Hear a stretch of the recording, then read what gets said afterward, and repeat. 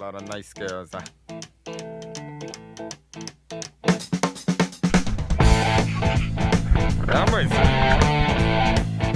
Yeah.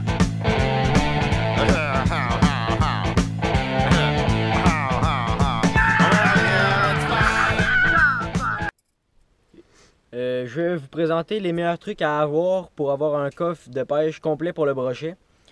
Premièrement, le classique, c'est qu'il faut avoir des cuillères à brochet, des cuillères rouge et blanche ou orange et rouge, des cuillères perche chaude aussi, c'est ça qui a les meilleurs résultats.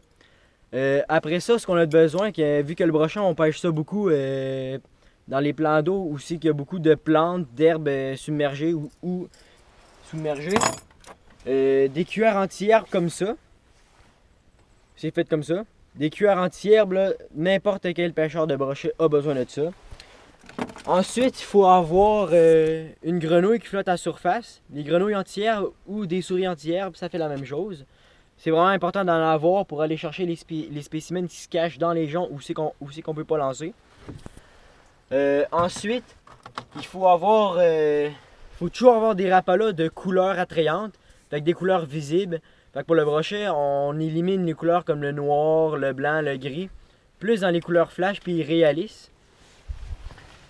Ensuite, dans son coffre, il faut toujours avoir un popper, comme pour pêcher ceux qui sont en surface de l'eau, en faisant un mouvement qui agite pour attirer les brochets. Là, je vais couper un peu.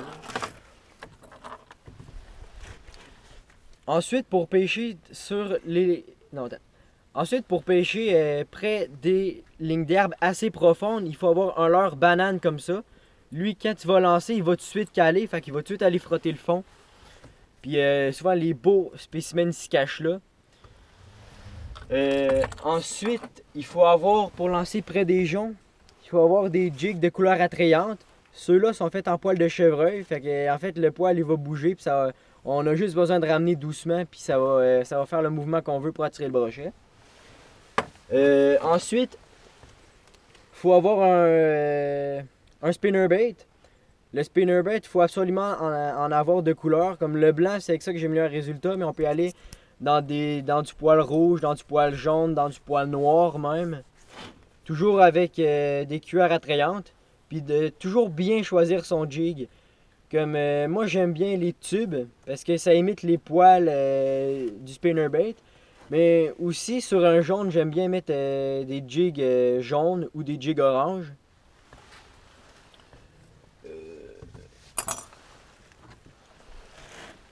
Pour pêcher des beaux spécimens, je favorise toujours d'avoir. Pour pêcher des beaux spécimens, je favorise toujours d'avoir des gros jigs. Puis les jigs, de les faire anti-herbe en passant à l'hameçon, de leur planter dedans. Pour pas se prendre dans les herbes parce que les brochets, ils mangent ça. Fait que les plus gros jigs possibles.